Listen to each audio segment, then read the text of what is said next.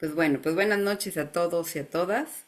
Eh, por ahí en el chat alguien hizo una pregunta que ya no quise responder, ¿no? En el chat algunos compañeros hicieron favor de responder. Pero bueno, dije, creo que esto es algo que necesitamos plantear aquí. No recuerdo bien quién planteó la pregunta, pero bueno, si no están presentes en este momento, pues bueno, cuando vean el video también lo verán. Recuerdan que habíamos comentado en alguna sesión que este aspecto de cuando hacemos una evaluación con niños o adolescentes, de si primero hablo con papás o niños o solo con papás, que esto era un estilo, que había terapeutas que sugieren hacer una entrevista donde los niños o el adolescente estén presentes. ¿Con qué propósito? Bueno, con un propósito sistémico, ¿no? Como para ver cómo funciona la dinámica. Sin embargo, yo les comentaba que de manera personal, en mi experiencia, pues yo he observado que no es tan benéfico, porque aunque sí puedes observar aspectos de la dinámica, lo que se genera en esa primera sesión es que los papás muchas veces se quejen de sus hijos frente a ellos, ¿no? Y entonces el establecer quejas sobre ellos, sobre su conducta o sobre ciertas actitudes, no va a ser beneficioso jamás para un niño, ¿no? O para un adolescente. Porque recuerden que pues la evaluación que los padres puedan hacer hacia ellos, pues bueno, va a ser fundamental para la construcción de su autoestima. Entonces, por ese motivo, yo no sugiero el que la primera entrevista sea con todos, ¿no? Yo siempre lo manejo de esta manera, los papás primero en una sesión ellos solos y ya en la segunda sesión los hijos, el hijo o la hija sola, ¿no? Si en el proceso se requiere ya una sesión en donde estén en conjunto, ya es distinto porque ya no sería una sesión para que los padres acusen, ¿no? Para que los padres se quejen, sino es una sesión de orientación por alguna necesidad específica, ¿sí? Entonces, por eso yo lo recomiendo así. Obviamente cada quien, bueno, es libre de manejarlo como considere, porque sí, muchos autores, pues prefieren hacerlo de esta forma, ¿no? Pero bueno, esta es la explicación por la que yo prefiero solamente hacer una sesión con padres y ya por aparte una sesión con el niño, con la niña o con el adolescente, ¿ok? No sé si está aquí presente la persona que lo preguntó o no sé si hay alguna duda o pregunta respecto a esto,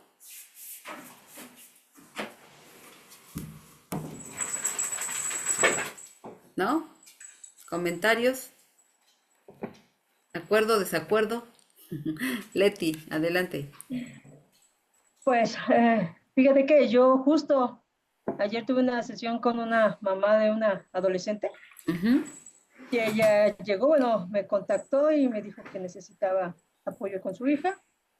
Viene ayer a la sesión junto con la niña, se está 5 minutos nada más y dice, solamente te voy a dar el contexto, ya te la dejo, para que ella hable contigo y tú veas cuál es el proceso. ujú, Y bueno, ya le dije, bueno, yo necesito algunos datos, te voy a proporcionar un cuestionario para que me lo llenes con todos sus datos y ya todo es aquí con la niña para que veamos cuál es la problemática, porque sí venía muy molesta como diciéndome, a ver si me la compones, ¿no? Pero bueno, tenemos que ver, analizar, la niña dio muchos elementos que pues que tengo que corroborar con la mamá, pero pues no con esta idea de que la acuse, ¿no? ujú, De que es las quejas de la niña, sino los elementos importantes que pueden generar el comportamiento de la niña. ujú, Normalmente así lo hago yo, la primera sesión llegan los dos que digan su contexto ujú, y ya se va el papá, ujú, porque si no la niña vive pensando que todo el tiempo, el niño o la niña, de que siempre los vamos a acusar con los papás, que ujú, somos el punto de intermedio para sacarles lo que ellos sienten, para decirlos al papá y entonces no hablan, ujú, ¿no? ujú. Bueno, así es desde mi punto de vista. Ok, bien. Sí, a mí me ha pasado, hace poco me pasó justo que una mamá, exacto, ¿no? Así como de sí, yo entro nada más tantito, ¿no? Hay mamá, fíjense, desde ahí ves la personalidad también de esa mamá o de ese papá, ¿no? En donde quiere, ¿no? incluirse cuando no ha sido incluido, ¿no? Pero sí, yo tengo muy, muy claro, ¿no? Hace poco una chiquita, precisamente adolescente, cuando llega la mamá y empieza a decir la situación, ella estaba muda, muda totalmente, ¿no? Entonces ya le pido a la mamá que salga y cuando la mamá sale, la chica empieza a hablar, ¿no? Entonces sí, evidentemente la presencia de los papás no, a veces no beneficia mucho, ¿no? Sí. Ivette, Buenas noches, maestra. buenas noches. Este, bueno, mi comentario iba, yo no tengo experiencia todavía ejerciendo la terapia, solamente me quedé pensando algo que acaba de comentar, en que yo creo que cada quien va a ir encontrando la forma, o encontró en el caso suyo que ya lo hace, pero pensé un poquito la situación de cuando pasan los dos, uno también al observar como el comportamiento, es que lo acaba de decir usted, como el comportamiento de cómo es la relación de si habla más la mamá, de si el hijo se queda callado, o sea, también ahí como que esa observación permite como ir identificando algunos puntos, ¿no?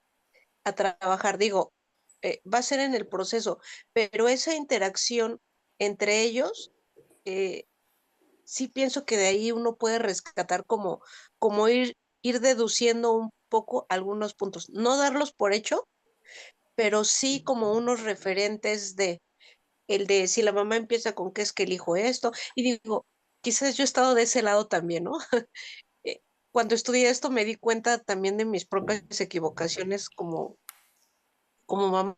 Ujú, eh, y mis aciertos, ¿no? También tuve algunos. claro. Es, pero sí creo que uno no conoce porque va a escuchar la versión de la mamá y va a escuchar la versión del hijo, y también eso podemos ir deduciendo un poco. Pero al estar juntos, me quedo pensando que eso también nos va a permitir como observar exactamente cómo es su dinámica y poder corroborar o confirmar lo que quizás estamos deduciendo o descartarlo, ¿no? Ujú, sí, sí, sí. Este, quizás nada más a lo mejor pensaría yo, quizás a según el caso, ¿no? A según el caso, irlo trabajando. Ujú, sí. Sí, fíjense, yo diría sí, por supuesto que la interacción es importante. Yo por eso la pondría no al principio, pero sí la pongo, pero no al principio. Ah, ok. ¿No? Porque como al principio el papá o la mamá tienen la necesidad de decir, ¿no? Todo lo que pasa, porque generalmente llegan porque los papás quieren llevarlos, no porque los niños o los adolescentes quieran. Hay ocasiones en que sí, los adolescentes lo piden, pero es mucho más frecuente que los lleven, no que ellos quieran ir. Y entonces a veces hay una serie de quejas que ya, además ya las conocen, por supuesto, pero que tampoco les beneficia el escucharlo, ¿no? Pero sí, la dinámica, obviamente hay que observarla, por eso muchas veces es recomendable hacerla después, pero sí, cada quien tiene su estilo y claro, es válido, ¿no? Sí, perfecto. Sí, Erly. Gracias, doctora. Y en este caso, porque a mí ya me sucedió que una mamá, bueno, una señora, trajo a su niño. Obviamente ella, pues yo le dije que teníamos que tener la entrevista primero con ella, pero llevaba al niño desde esa primera sesión y dijo, no, pues ya es que de una vez, porque es que y se soltó a decirme y a quejarse y que el niño y que no obedece y que es grosero y que es travieso y que es maleducado y que no sé qué, o sea, lo etiquetó de todas las formas posibles. Mm, Y pues desde ese momento el niño no quiso cooperar, o sea, obviamente él también se negaba a asistir porque pues sabía, se sentía, pues no sé, me imagino hasta culpable o pues se refería a la mamá como que es que no, ya no voy a ir porque tú, ella me decía, es que él me dice que no quiere venir porque nosotros decimos que él está mal y entonces él siente que está algo mal con él.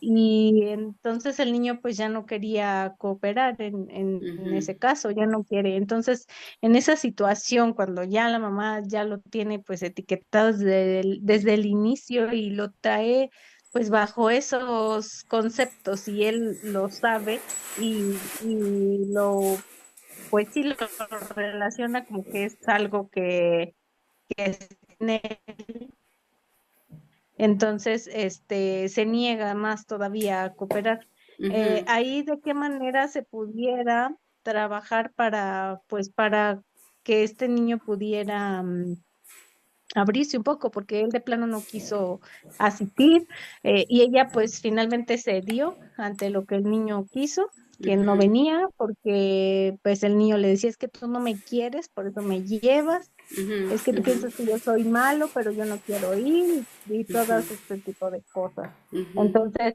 él las pocas 2 veces que asistió porque la mamá lo trajo, nunca quiso cooperar para nada.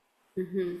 Fíjate, es que evidentemente un niño, si él llega a una sesión y la mamá llega y lo acusa contigo, él puede estar interpretando que tú eres la aliada de mamá, ¿no?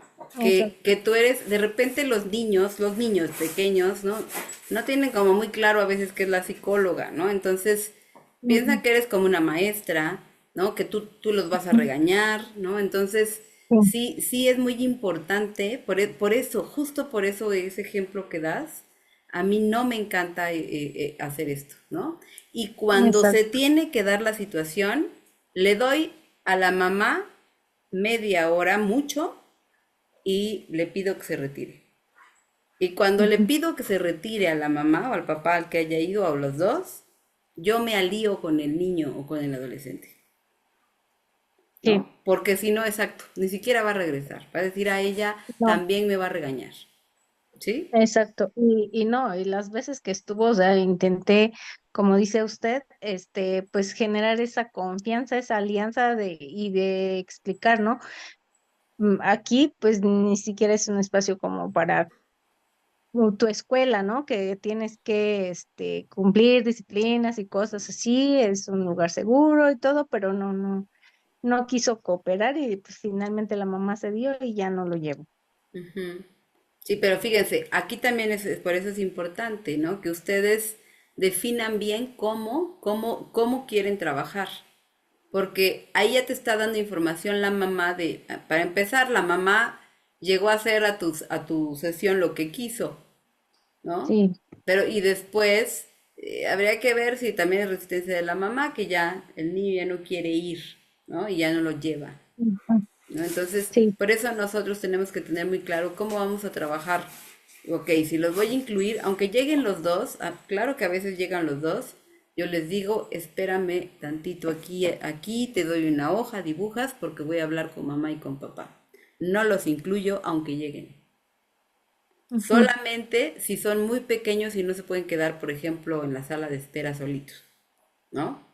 Pero sí. en realidad, aunque lleguen, lo que hago es darles media hora, entonces, ¿ok? Media hora ustedes y media hora atiendo al niño para que, bueno, ya está aquí, ¿no? Pero no, de todas maneras, no, yo no los junto. Ujú.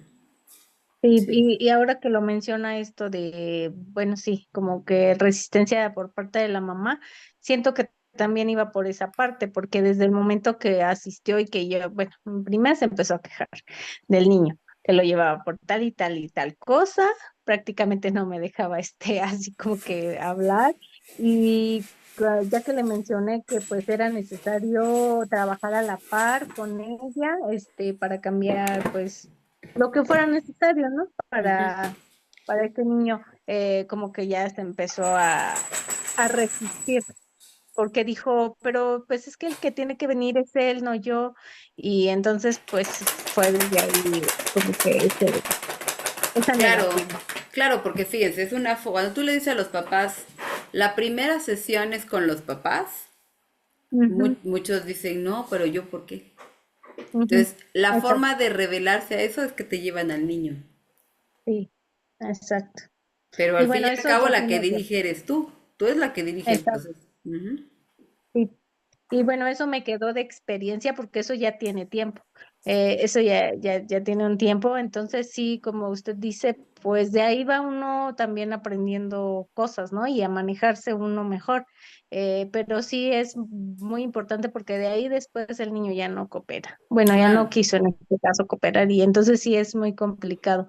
Por eso coincido con usted en esta parte de que primero y aparte por separado, papás y niños. Ujú, sí, sí. Sí, claro, y Gracias. cada uno reacciona distinto, pero bueno, ahí aumentamos la probabilidad de que esto pase, ¿no? Ujú. Sí, Gracias, Eli. sí. A Carla, usted. Buenas noches. Pero hola. yo aquí sí apuntaría la parte del asentimiento informado con los adolescentes, es decir, dejarles desde un principio como las cosas muy claras y en la idea de, ¿estás de acuerdo en estar en la terapia? Es decir, Ah, claro, por porque si los supuesto. llevan, porque si los llevan los papás por alguna circunstancia, incluso así sea, me tocó un caso en el que prescrito por la escuela y canalizado por la escuela, el chico no se siente a gusto y no lo quiere hacer, no va a haber manera de que podamos trabajar con él. Claro. Entonces, sí es importante con ellos, y en esta parte del asentimiento decirle, va a haber un acuerdo entre tú y yo en el que todo lo que tú y yo trabajemos va a ser para nosotros, salvo aquí que te puedas hacer daño o que puedas Ujú, hacer daño a otras personas. O sea, pero sí decírselos en qué momento se rompería. ujú, ujú. Incluso Así es. manejarles la dinámica de la terapia. Voy a trabajar contigo 50 minutos y los últimos 10 para las dudas que tengan tus papás. Es decir, dudas, no, pero no del proceso, ¿no? De lo que tengan ellos, de que vean externo, porque finalmente son los que también nos van a retroalimentar sobre cómo van las cosas. Ujú, ujú. Pero salvo que los papás tengan dudas, es decir, los dejamos afuera, ¿no? No voy a atender a la familia, no voy a atender al papá, porque si no, se vuelve una situación bien ahí complicada, porque Claro. entonces los chicos sienten, sobre todo en adolescentes, sienten que pues están en el banquillo los acusados, ¿no? O sea, se sienten todo el tiempo Ujú. vigilados, de por sí se resisten a esa vigilancia de los papás por la edad, cuanto y más en esta parte en la que hay un tercero, ¿no? Sí, Así es es. importante con ellos. Sí, claro que sí, Carla, totalmente de acuerdo. Fíjate, dijiste dos cosas que me parecen muy importantes resaltar, ¿no? O sea, uno, que justamente, sobre todo en adolescentes, no los vamos a poner en esta postura de sentir que está en el banquillo de los acusados, porque si metemos a la mamá y al papá a que lo acusen, porque además tienden a hacer eso, a veces lo hacen en la puerta, ¿no? Cuando los recibes, ah, pero le tengo que decir esto, ¿no? O sea, los papás se encuentran la manera de quejarse contigo, casi, casi como usted regáñelo, ¿no? Entonces, en la puerta, pues bueno, nos dejamos, ok, bueno, está bien, si yo lo veo, y nos metemos. Y ahí es lo fundamental del rapport con el adolescente o con el niño, ¿no? El aclararles que, bueno, a ver, ok, esto dice mamá, pero a ver, tú platícame, ¿no? O sea, como lo que me importa, y yo se los digo claramente a los adolescentes, lo que me importa es lo que me digas tú, porque con quien voy a trabajar es contigo, ¿no? Y definitivamente en todo el encuadre, esto se tiene que hacer, ¿no? Especificar que es confidencial, el preguntarles si quieren estar en la sesión. Yo les decía en la primera sesión, creo que se los dije a ustedes, que lo que yo hago, o cuando empezamos con adolescentes, no recuerdo, lo que yo hago es preguntarle al adolescente, ¿tú quieres venir? Y si el adolescente me dice que no, yo le pido que me dé 4 sesiones, que son las de evaluación, y que si después de esas 4 sesiones no quiere regresar, yo misma le digo a sus papás que ya no. ¿No? O sea, es una forma de hacer este enlace con el adolescente, es decir, no te voy a obligar porque, claro, como dice el refrán, ¿no? A la fuerza ni los zapatos entran, ¿sí? Entonces ellos tienen que saber que deben ir porque quieren, que es voluntario y que es confidencial y que con los papás únicamente es para orientarlos y no para contarles nada de lo que él dice, ¿no? Entonces sí, totalmente de acuerdo y que la confidencialidad se rompe en caso de que su integridad o la integridad de alguien más esté en juego, ¿no? Ujú. Así es. Muy bien, perfecto. Ay, Pues bueno, ya aclarado aquí esa duda que surgió en el chat, pues bueno, vamos a iniciar con nuestros temas de trastornos. La vez pasada terminamos trastorno de conducta, ¿verdad? Hasta ahí nos quedamos, ¿correcto? Ok, Sí. perfecto. Pues bueno, hoy vamos a continuar con otros trastornos que son importantes.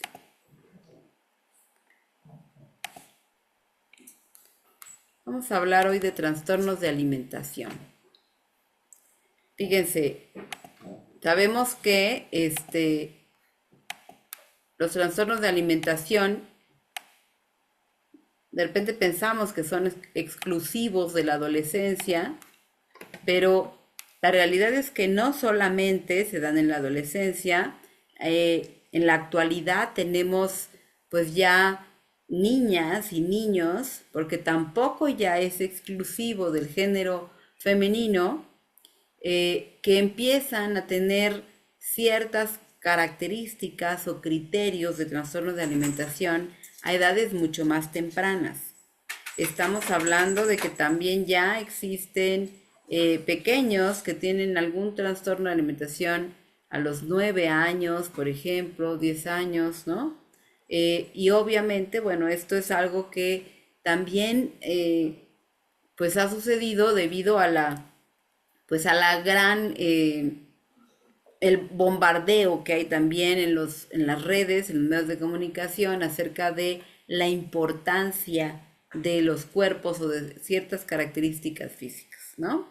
Entonces, pues bueno, los trastornos de la alimentación o trastornos de la conducta alimentaria, pues son muy importantes también en este proceso de el final de la niñez intermedia y principalmente en la adolescencia, ¿no? Existen varios tipos de trastornos. Tenemos lo que es la rumiación. La rumiación es un trastorno que está tipificado dentro de el DSM-5 como un trastorno de la conducta alimentaria y que tiene que ver con este proceso de pues masticar la comida y digamos que la tragan y la regresan, ¿no? Es como este juego que se da en el proceso de deglutir la comida y volverla a sacar. Este es un trastorno que no es tan frecuente, pero que se puede dar y se da principalmente en los niños, ¿no? El trastorno por atracón, que es lo que llamamos como comer compulsivamente, es pues esta tendencia, ¿no?, que se tiene a comer en exceso, y generalmente el trastorno por atracón posteriormente tiene un proceso de culpa y de restricción calórica, ¿no? Muchas veces las personas que padecen anorexia o bulimia tienen procesos de atracones, ¿sí? Entonces, este es otro trastorno que es muy frecuente. Y el trastorno de atracón tiene también mucha más frecuencia en los hombres, aunque en las mujeres también se da combinado con estos dos trastornos, anorexia o bulimia. La anorexia y la bulimia, que son como los trastornos que más escuchamos, porque obviamente además son los que más se presentan, sí, a nivel de prevalencia tenemos mayor incidencia en mujeres. Sin embargo, actualmente, como les menciono, ya también se ha elevado el nivel de hombres que padecen ese tipo de trastornos. Vamos a ahorita profundizar en estos dos. Y el dismórfico corporal, que en realidad no está en el DSM-5 dentro de la clasificación de trastornos de la conducta alimentaria, sino está dentro de la clasificación de trastornos obsesivos compulsivos, fíjense. ¿Y por qué? Porque el trastorno dismórfico corporal se refiere justamente a esta percepción de no estar a gusto con tu propio cuerpo.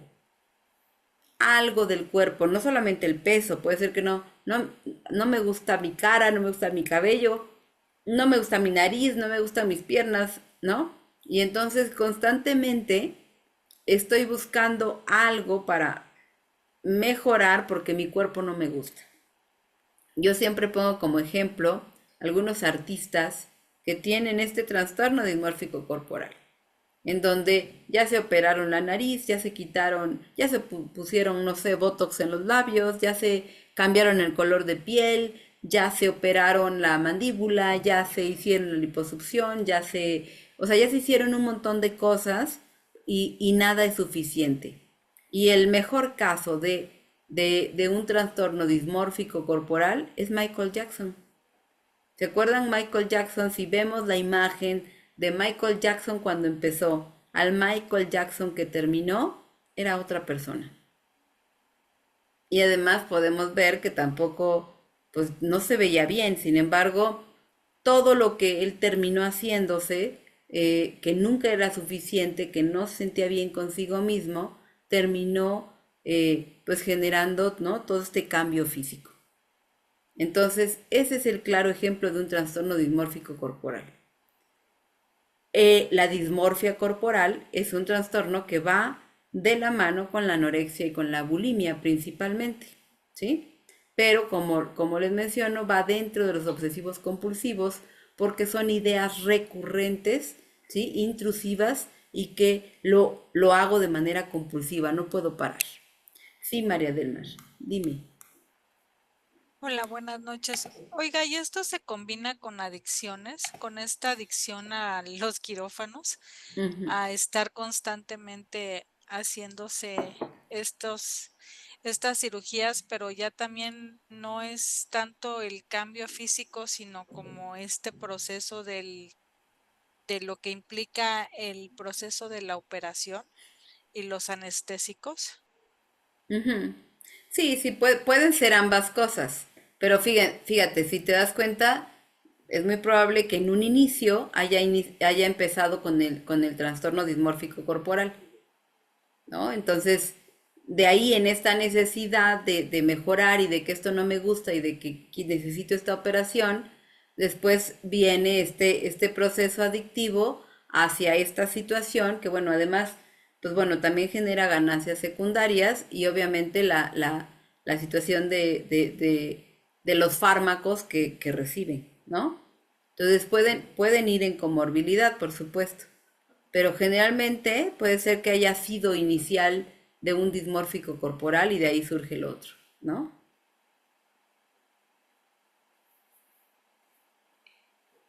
Gracias. Muy bien.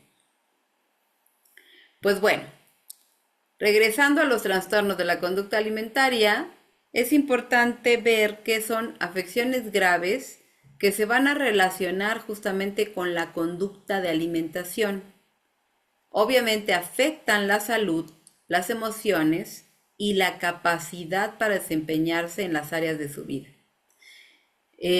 Cuando una persona cae en un trastorno de la alimentación, esto afecta diversas áreas de su vida. No solamente es lo que come, va a afectar incluso la relación con los demás porque, por ejemplo, en el caso de la anorexia, una persona que no quiere comer no va a las fiestas.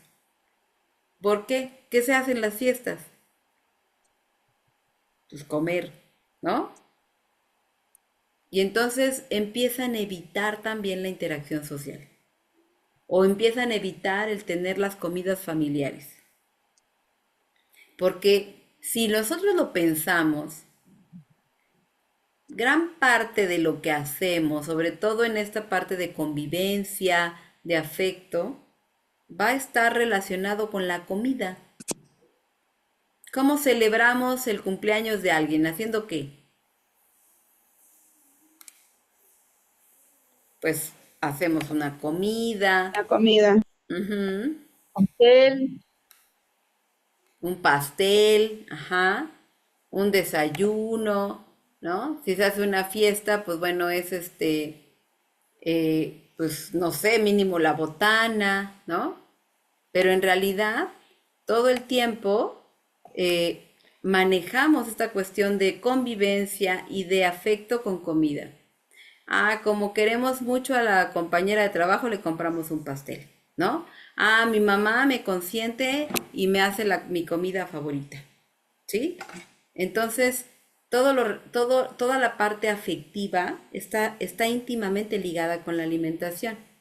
¿Y por qué está ligada con la alimentación? Porque, bueno, si nos regresamos a los antecedentes de nuestra historia de desarrollo, pues el primer contacto de afecto, de apego, fue a través de este alimentarme, ¿no? De este pegarme al pecho materno.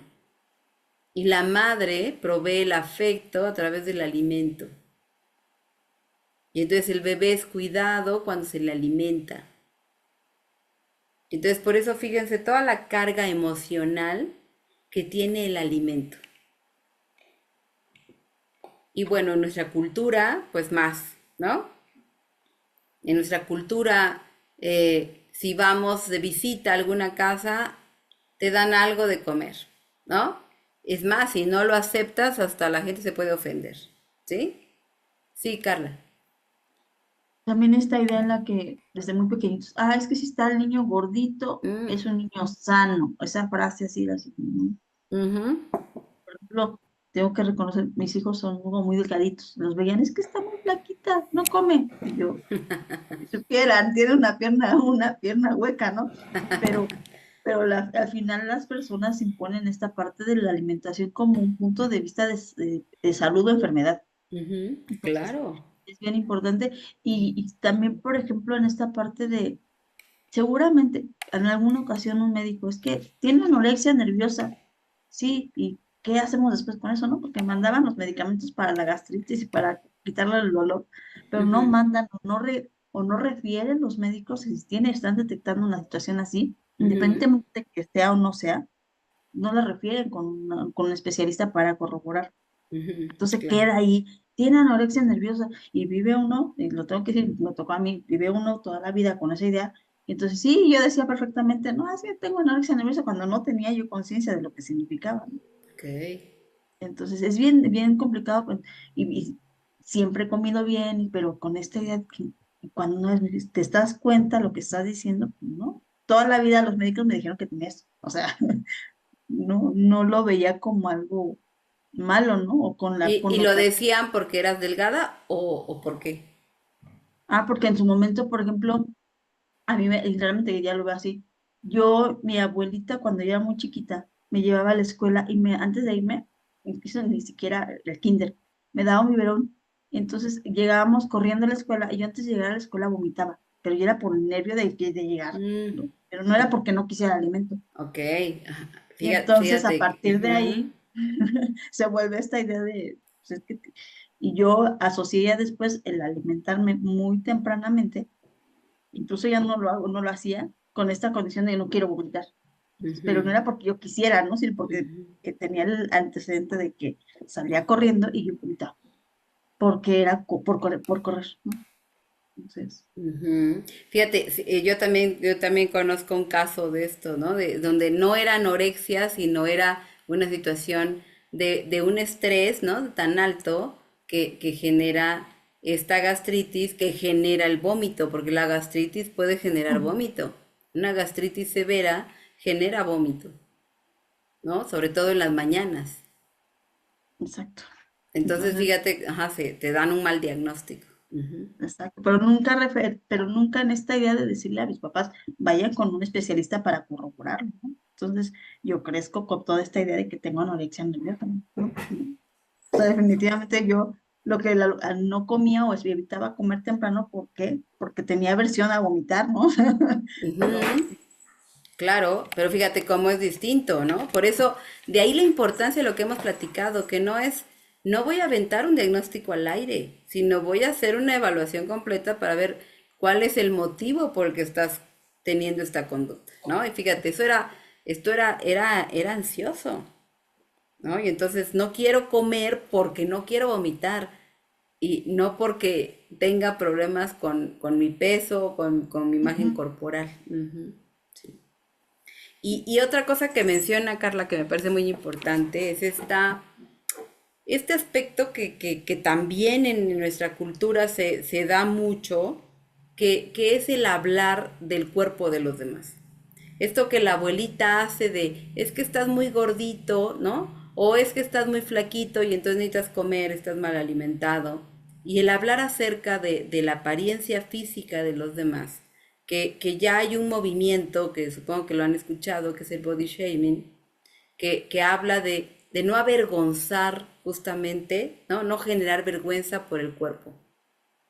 El opinar acerca del cuerpo del otro es una falta de respeto, así sea un niño. Y esta era algo que se hacía muy frecuentemente, ¿no? La abuelita de, estás muy gordito o estás muy gordita. Y esto va generando estas etiquetas, esta percepción errónea que daña el autoconcepto y que puede ser el inicio de un trastorno de la conducta alimentaria. Entonces hay que tener mucho cuidado con el estar evaluando y opinando sobre los cuerpos de los demás, ¿no? Ujú. Bien, Marisol, adelante. Sí, justo iba de esto mi comentario.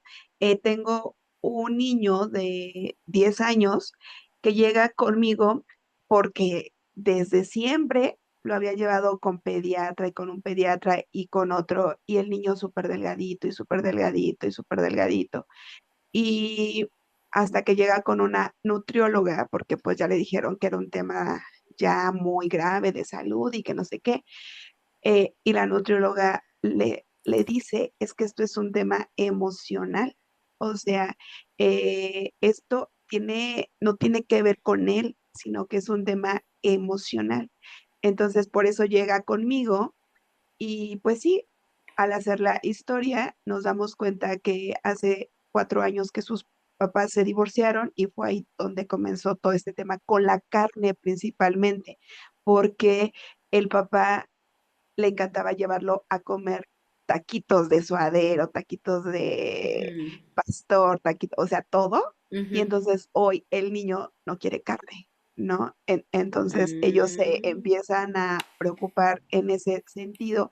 Pero ujú, aparte, yo también, al comenzar a hacer mi historia, digo, su mamá es una mujer extremadamente delgada y chiquita y su papá es muy delgado. Entonces también digo, desde la genética, ujú, pues, ¿de dónde el niño puede ser gordito, no? Pero igual, la abuela es que está muy flaco, es que está muy flaco, es que no, o sea, entonces ya platicando con la mamá, me dice, es que justo eso también me dijo la nutrióloga, que a lo mejor puede ser genética, porque pues nosotros, porque mi mamá es súper delgada, porque mi papá fue muy delgado. Y el niño se ha relajado tanto que han dejado de presionarlo en este sentido, porque aparte me decían, es que no come nada. Y yo, ¿pero qué es nada? O sea, porque puede ser que de plano no coma nada o que coma poquito, pero a lo mejor a los ojos de la abuela, a los ojos de la mamá, puede ser poquito, pero no para el niño, no para el estómago de el niño. Y ujú, entonces un sí, día le dije, quiero que durante 3 días me manden fotografía de todo lo que coma, así sea un dulce. Y al comenzar a hacer el análisis con la mamá, o sea, el niño desayunaba media manzana, como un cuarto de juguito de naranja, medio sándwich, pero ella decía que era poquito, ujú, ¿no? Pero fuimos juntando todo lo que comía y la mamá se pudo dar cuenta y el niño también, porque pues también era su angustia, que sí ujú, comía, o sea, ujú. que sí estaba comiendo, que no es que no comiera, ¿no? Porque ya el niño hasta le pesaba, es que nada más me pude comer 3 taquitos, ¿no? Y ya lo sufría, ¿me explico? Ujú. Entonces sí fue ahí todas estas creencias que como bien dices, ¿no? Cuando empezamos a decir, es que estás muy flaco y hasta el niño ya se creía que estaba súper flaco. Claro, ya se lo dicen solitos, yo soy flaco, ¿no? Yo estoy muy flaco, ¿no? Ujú, Exacto. ujú. Y fíjense, también esto, ¿no? Gracias, Marisol, de la creencia, no solamente respecto al peso, sino a lo que debes comer. O saber si el niño está satisfecho con 3 taquitos, es, o sea, está bien, ¿no? Ah, no, pero para mí debo creer que se debe de comer 6. O sea, No, o sea, creo que por eso aquí también es muy importante justo este trabajo multidisciplinario, ¿no? O sea, con el médico, con la nutrióloga o nutriólogo, porque al fin y al cabo, los padres también necesitan ser educados respecto a este tema, ¿no? Muchas veces estas actitudes, estas creencias van a reforzar una problemática, entonces hay que trabajar de manera multidisciplinaria, ¿sí? Aquí dice Diana, los trastornos de la alimentación, la fuente principal de la relación que tiene el adolescente con la madre, ya que desde los primeros años de vida, de afecto, primer pecho, bueno o malo, como diría Melanie Klein, ¿no? Fíjense que sí, desde la perspectiva sistémica se ha hablado que tiene que ver más con la relación de la madre, justamente por esto que les comentaba, porque al fin y al cabo, la madre es la que está relacionada con la parte de alimentación, de nutrición emocional también. Pero, pues bueno, actualmente se sabe que no solamente es la madre, porque además los roles ahora han cambiado, ¿no? Pero sí tiene una estricta relación con la familia, con la dinámica, con las creencias y con todos estos introyectos, ¿no? Que se han ido guardando, como estos mensajes que se han ido grabando en ese niño, ¿no? Entonces, es multifactorial, obviamente, pero sí, la familia es fundamental cuando hablamos de un trastorno de la conducta alimentaria. Y claro, por ahí dice Carla también, la vigorexia, por supuesto. La vigorexia es un trastorno que también se ha generalizado. Esto de que se ha puesto muy en moda ahora también de los gimnasios y chicos, pues muy pequeños, ¿no? Que ya van a los gimnasios a los 12 años, por ejemplo, empieza a generar también una conducta obsesiva en relación a estos cuerpos perfectos. Si ustedes se dan cuenta, actualmente, si ustedes ven a los artistas, a los influencers, pues tienen unos cuerpos musculosos, ¿no? Atléticos, cosa que no sucedía antes. Incluso en las Olimpiadas, no sé si ustedes pudieron observar que pasaban de repente recuerdos, ¿no? Remembranzas de gimnastas, por ejemplo, ¿no? De Nadia Comaneci, ¿sí?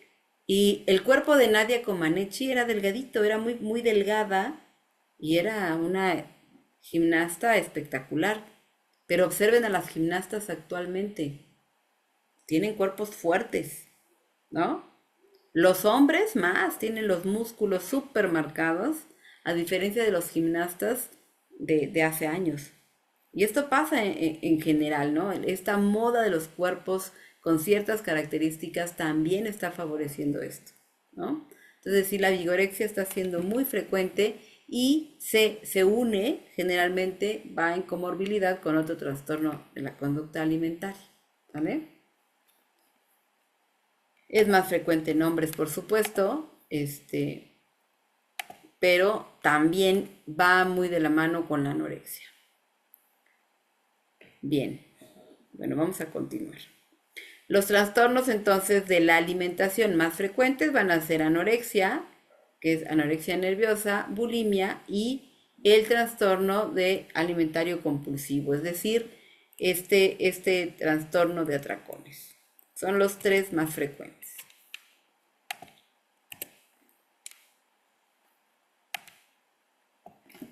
Vamos a ver, ¿cuáles serían los factores de riesgo y la vulnerabilidad? Porque ahorita mencionábamos, ok, la familia va a ser un factor importante, claro, pero hay muchos otros factores que lo pueden también, pues, incrementar, ¿no? La genética, por supuesto.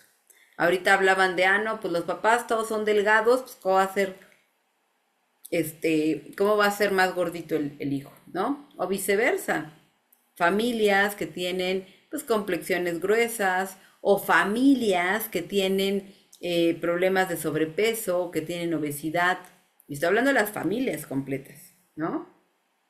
Y fíjense, esto tiene un factor genético, pero también tiene un factor de hábitos.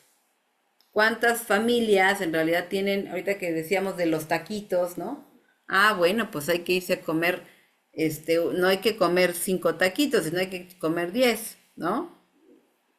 Y este tipo de hábitos que en realidad pues son aprendidos y que bueno, también generan estas problemáticas. Algo también los cambios corporales en la pubertad. No sé si a ustedes les pasó, pero yo sí me acuerdo que yo cuando entré en la pubertad, yo era flaca, flaca, flaca de niña, y cuando entré en la pubertad empecé a embarnecer y obviamente estaba yo más llenita. No estaba gorda, pero estaba yo más llenita.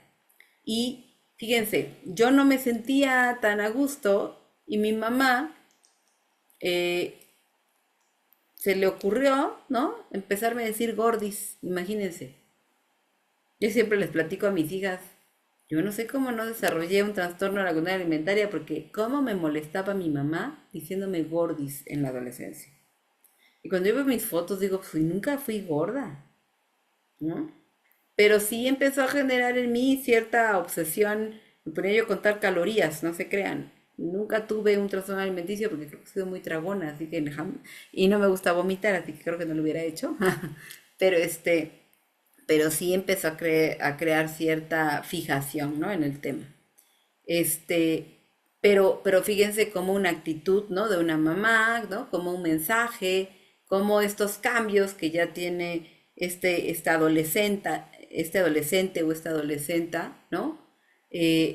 Puede generar justamente una problemática, ¿no? La vulnerabilidad que además obviamente tienen ahorita en la etapa de adolescencia, pues toda la información, el bombardeo y la evaluación. Acuérdense cuando hablábamos de desarrollo del adolescente, qué tan importante es que yo sea evaluado bien, que los demás vean que soy agradable, ¿no? Pero agradable también a la vista, que les gusta lo que soy, no que me digan, ay, qué gorda o qué flaca estás, ¿sí? Entonces, eso es muy importante. Acuérdense que el adolescente es muy vulnerable en cuanto a su imagen corporal. La presión social y toda esta presión de las redes sociales, bueno, también es súper importante, ¿no? Yo he escuchado niñas de quinto, de sexto de primaria diciendo, me voy a poner a dieta porque estoy muy gorda. O sea, imagínense qué grave esto, ¿no? Y obviamente también aquí hablamos de imitación, porque estos niños, estas niñas están imitando patrones. Y a veces son de las propias mamás, que las mamás están preocupadas. Fíjense, aquí sucede algo que platicábamos también cuando hablábamos de adolescencia. Acuérdense que generalmente se cruza esta etapa de adolescencia con la madurez de los padres. Y entonces, cuando llegamos a la madurez, es decir, a los 40, pues claro que nuestro cuerpo cambia. Ya no somos jóvenes y nuestro cuerpo cambia, podemos tener la piel más flácida, ¿no? Podemos tener más pancita, ¿no? Podemos engordar. Y todo esto, si estos papás empiezan a hablar del tema en exceso, a preocuparse o a estar con dietas excesivas, todo este mensaje se lo están transmitiendo a los hijos también, ¿no? Entonces, también los papás tienen mucho que ver con esto que sucede, ¿no? ¿Qué importancia, qué mensajes le dan al hijo o a la hija respecto a la delgadez, al peso o al cubrir ciertos estándares en relación a la imagen corporal, ¿no? Las dietas restrictivas, por supuesto, y bueno, la depresión y sobre todo la baja autoestima. Por ahí, no sé, creo que no lo subí. Les voy a subir un artículo que habla sobre depresión y trastornos de la conducta alimentaria.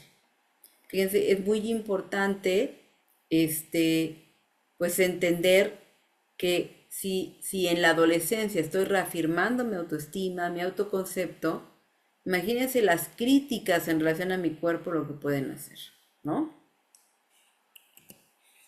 A veces no solamente son las críticas al cuerpo, por eso decíamos, bueno, claro que cuando hablamos de trastornos de la conducta alimentaria hay que evaluar a la familia, hay que ver qué pasa en la dinámica, porque justamente tenemos una devaluación ahí de su ser, no solamente de su cuerpo, sino de la persona. El cuerpo solamente es una representación.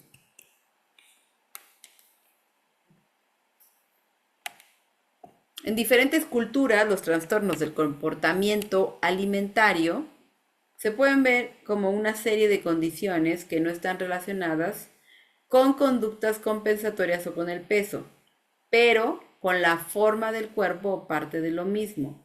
Fíjense, a veces te dicen, bueno, es que no estoy tan gordo, pero no me gustan mis piernas, ¿no? Pero es que como que lo que pasa es que está muy abultado mi abdomen, ¿no? O mira, es que estoy muy cachetona. Este tipo de evaluaciones o de autoevaluaciones que hacen los chicos pueden ser un referente de un trastorno del comportamiento alimentario. Y insisto, no solamente hay que indagar en las mujeres, los hombres también lo presentan. Yo apenas, eh, llegó conmigo un chico, porque había estado yo trabajando por otros aspectos, por la dinámica familiar, porque los papás se divorciaron y tenían un conflicto enorme a tal grado que durante 3 años el hijo único, bueno, hijo único del matrimonio, porque tiene una media hermana de su mamá, fue separado de la mamá durante 3 años. A los 10 años fue separado de la mamá. El papá emprendió una cuestión legal y le quitó la custodia y le quitó al niño y no la dejó que lo viera durante 3 años. Este chico llega a terapia justo por petición de la mamá, que ya se habían reencontrado, pero bueno, el niño no tiene una buena relación con la mamá, vivía solo con el papá. Y bueno, había ahí una situación. El niño cuando inició conmigo las terapias realmente parecía que era un espectro autista. Introvertido, metido en sí mismo, poco contacto visual o nada, ¿no? Hablaba muy poco, no interactuaba, no tenía relación con compañeros, pero conforme fuimos avanzando en las sesiones, para nada, o sea, fue abriéndose, lo que este chico tiene, porque todavía lo tiene, es depresión, pero además, fíjense, lo que acaba de surgir es que también tiene un trastorno de la conducta alimentaria. Y él me platica que lo que sucedió fue que él se sintió gordo, lo criticaron, ¿no? En función de que estaba gordo. Su papá, ¿no? Le insistía en que comía mucho y que estaba gordo, y empezó a tomar esta idea obsesiva en relación a su peso. Y entonces empezó a restringirse de una manera la alimentación, que claro que empezó a bajar de peso, pero pues bueno, ya desarrollando una anorexia con episodios de atracones. Y resulta que la mamá, como no vive con él, cuando la visita, la mamá me dice, es que yo creo que come por ansiedad, porque cuando va a mi casa se acaba las cosas de la alacena.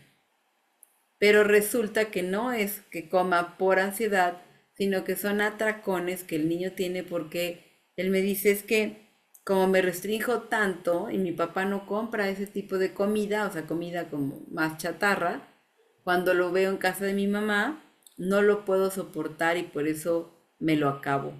Pero después viene la culpa y me restrinjo. Eso es un trastorno alimenticio, eso es una anorexia con atracones, ¿sí? Y la mamá y el papá no se habían dado cuenta. Entonces, fíjense qué tan importante es esto, pero bueno, nos vamos al fondo y no solamente son los mensajes, sino también es el conflicto que hubo ahí con la mamá. ¿Se dan cuenta? Entonces, si rascamos un poquito, sí, claro que tiene que ver con pues, cómo me veo, con esta imagen, con esta expectativa social, pero también tiene que ver con algo que pasó ahí, que rompió mi confianza en mí, ¿no? ¿Qué más que esta relación con mamá? Porque él vivió esta situación como un abandono de su mamá, porque así se lo pintó el papá, como a tu mamá no tiene la capacidad de cuidarte, mira, ni le importas mucho y entonces mejor yo te cuido, ¿sí? Y él esos 3 años vivió creyendo que su mamá pues no lo quería y había preferido dejarlo. Lo vivió como un abandono, aunque no fue un abandono, ¿sí? Entonces fíjense cómo, pues bueno, hay mucho fondo en ese tipo de situaciones. Sí, María del Mar. Y en este caso, ¿cómo se trabaja con él para restaurar el vínculo y para que él retome la confianza y pueda cambiar la conducta? Fíjense, algo que yo hice, porque de verdad, si hubieran visto a este chico, al principio en las primeras sesiones, casi no hablaba nada. Me contestaba con monosílabos. O sea, sí era complicado, ¿no? Y entonces, lo que hay que hacer primero es ganártelo. De entrada, fíjense, él no estableció una relación de apego con la madre, o rompió, mejor dicho, esa relación de apego, y vivió una situación de abandono.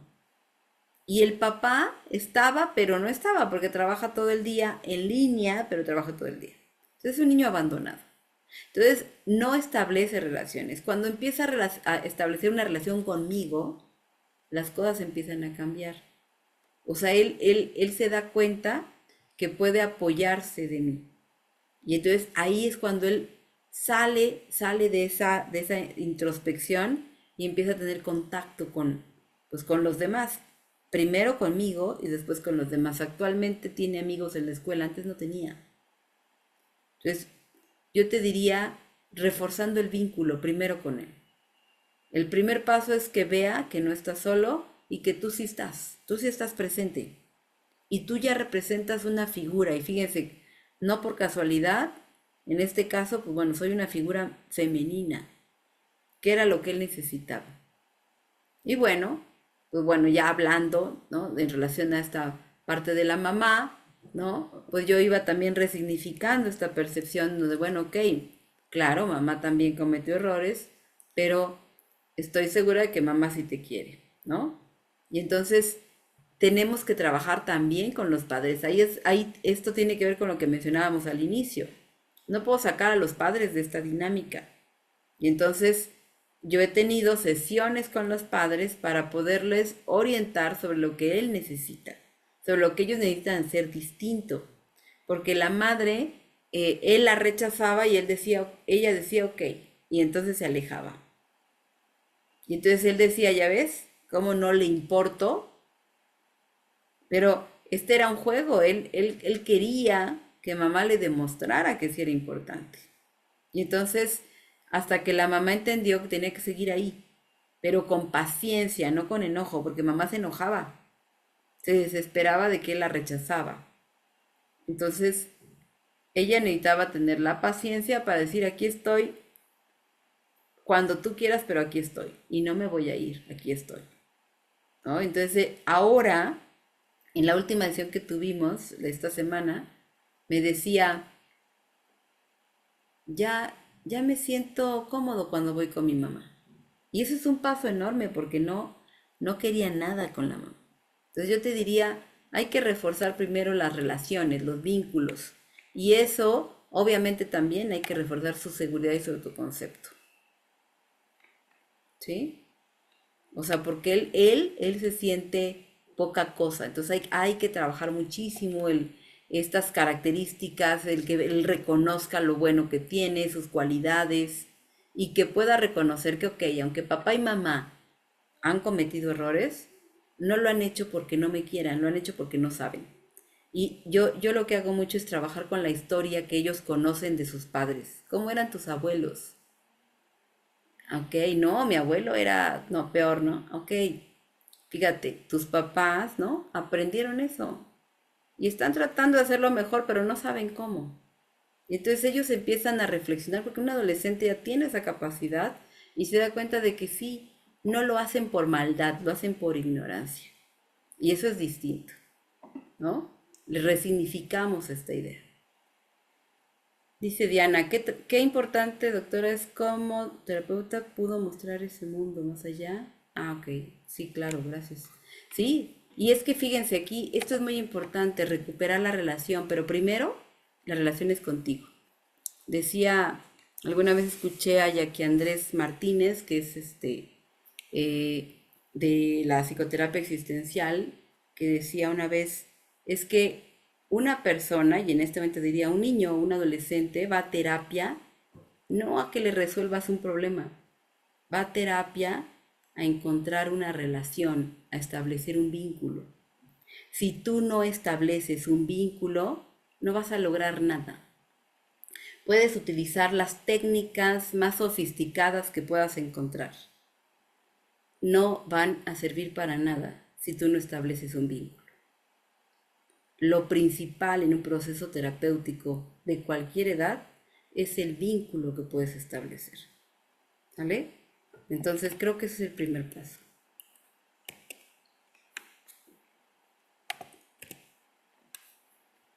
Muchas gracias. Gracias. Muy bien. Los factores de riesgo, pues bueno, decíamos, bueno, son multifactoriales. La evidencia científica nos dice que, pues bueno, hay factores de riesgo causales, ¿no? Como decíamos, ok, hay situaciones que lo van a generar, como esta dinámica familiar, pero no es una sola cosa, ¿no? O sea, hay muchos elementos que van construyendo este trastorno. Resultan, dice, de la interacción compleja de factores psicológicos, físicos y socioculturales que van a intervenir en el comportamiento del individuo. Entonces, aquí la parte de la cultura también es muy importante, no la podemos quitar. Yo, de verdad, no sé si a ustedes les pasa, pero yo honestamente sí me ha pasado, ¿no? Te quedas un rato viendo las redes sociales y si te pones a ver, no sé, Instagram, pues terminas todo acomplejado al ver a todas las chicas que suben fotos y que dices, qué bárbaras, ¿no? ¿Cómo tienen esos cuerpos? Fíjense, un adulto puede influir esto y sentir esa incomodidad de, ay, qué barbaridad, yo no estoy así, ¿no? Porque claro que yo lo he pensado de, yo no me veo así. Imagínense la vulnerabilidad que tiene un adolescente, ¿no? En donde está tratando de construirse, está tratando de sentirse valioso, importante, de ser validado por sus iguales, y se topa con estas imágenes, no hombre, o sea, se siente la persona más fea del mundo, aunque no sea así. Yo tenía una chica que padecía anorexia y que me decía, es que no puedo dejar de ver Instagram y no puedo dejar de ver a estas chicas fitness, ¿no? Y que dan tips de nutrición, porque yo las veo y son la meta que quiero seguir, ¿no? Y entonces ella empezó primero a verlo como esta parte de es que es mi motivación, pero no es cierto, no era su motivación, ella estaba teniendo esta compulsión a ver estas imágenes, estas publicaciones, para reafirmar que ella estaba mal y tenía que seguir en este proceso restrictivo de ingesta alimentaria, ¿no? Entonces, claro que el entorno también va a ser fundamental. ¿Alguien tiene por ahí su audio, chicas? Ok, la etapa de la adolescencia es un periodo caracterizado entonces por grandes cambios biológicos, psicosociales, que pueden verse comprometidos por la aparición de estos trastornos, produciendo consecuencias potencialmente graves a la salud. Entonces, fíjense, por eso, cuando hablamos de incidencia, pues bueno, claro que es mucho más frecuente que el inicio de este tipo de trastornos se den en la adolescencia. Aunque como comentaba, también puede haber un inicio en la infancia, bueno, en la niñez, y también se puede dar el caso de que inicie en la juventud, ¿no? En la adultez joven. Pero la incidencia mayor es en la adolescencia por este motivo, ¿no? ¿Por qué? Porque es cuando nos queremos validar, ¿vale? Espérenme, antes de pasar a esto,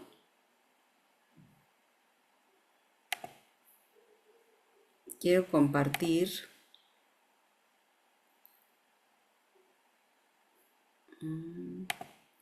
espérenme que se me cerró. Acá está. Quiero compartir un video. Un momento. Rapidísimo. Por cierto, también subí un video que para que lo vean, pero ¿por qué no me sale?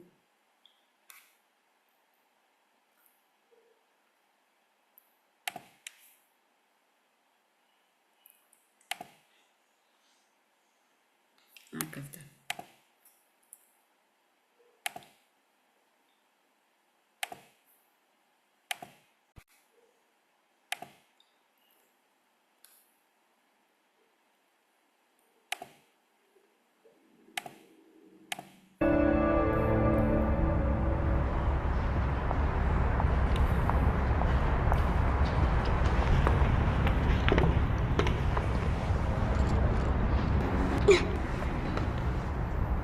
Thanks for joining us. Thanks for having me.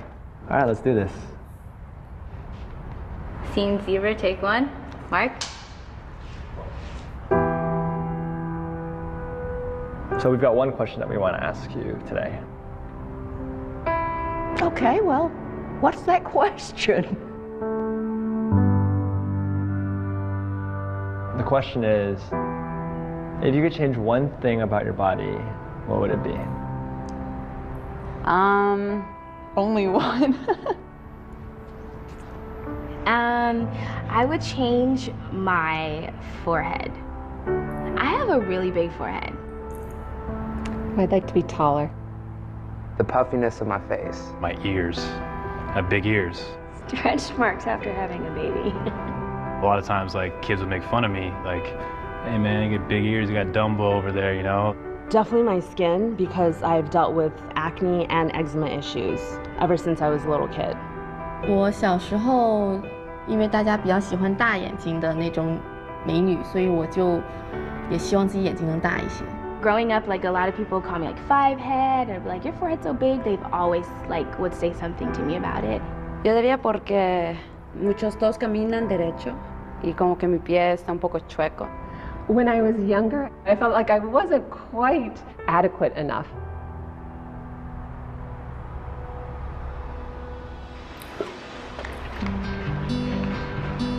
Can you sit on the chair? No.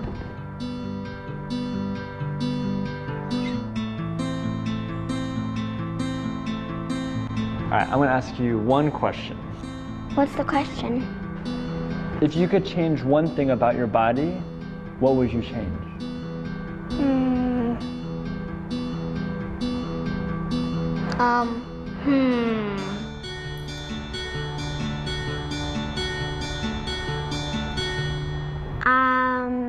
You know, have a mermaid tail. Probably like a shark mouth, so I could eat a lot of stuff. I could have teleportation in my body. Extra pointy ears. I want legs like a cheetah so I can run faster like a cheetah. I could have wings so I could fly. I don't think there's anything to change. I like my body actually. Yeah, you wouldn't change anything? Nothing else. Just a mermaid tail.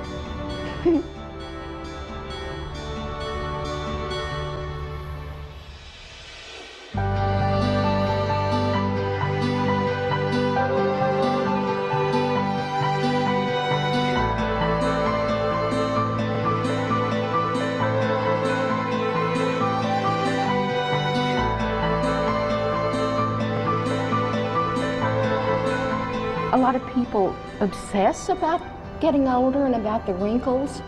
I love my white hair. I loved it when it started turning white. It's one of those things, because I chose to stay this way, because it just wouldn't be me if I totally changed the way I look.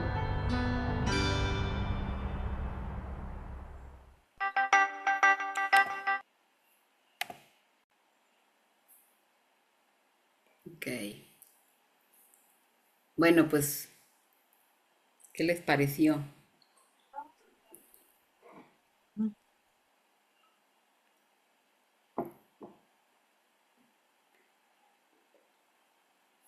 Muy rudo, sí. Me pareció muy interesante, Lore, porque los niños están conformes con su presencia, simplemente fantasían fantasían con el hecho de tener una boca de tiburón o las orejas picudas. Me hizo recordar al señor Spock de mi época. En fin, cosas de esas, pero la gente adulta no estamos a gustos con nuestro cuerpo, ¿no? Sí hay cosas siempre que queremos cambiar. Entonces, fíjense, aquí la pregunta sería, ¿y cuándo inició este cambio si en realidad de niños nos gustábamos como éramos, ¿no? Tal vez lo aprendimos, ¿no? Claro, claro que lo aprendimos. Con el juicio. Exacto. Los juicios, los comentarios, las críticas, las evaluaciones, las expectativas, ¿no? Y todo esto fue creciendo y en la adolescencia tenemos un enorme costal de esto, ¿no? Ujú. Y Beth, luego, ¿quién iba? Carla y luego Rubí. Ya le dio respuesta, maestra. Es que iba a decir, de niños son temas que ni siquiera pensamos, ¿no? Porque nuestro pensamiento está en otros temas, los juegos, los niños. No estamos como que viéndonos precisamente al espejo y autocriticarnos, porque yo creo que eso lo empezamos a hacer cuando en la adolescencia justamente los cambios del cuerpo los empezamos a notar viéndonos al espejo. Yo creo que es una mezcla y un poquito de dos cosas. Esas críticas, observaciones que vienen del exterior, llámese familiares, compañeros, televisión, lo externo, también, no quiero pensar que solo a mí me pasó, ¿no? Pero cuando fui adolescente sí tendía como, no entendía en ese momento que cuando estás en el desarrollo, pues de pronto subes de peso o vienen estos cambios que no sabe uno, más bien en esa edad no tiene uno como esa comprensión de esto es temporal.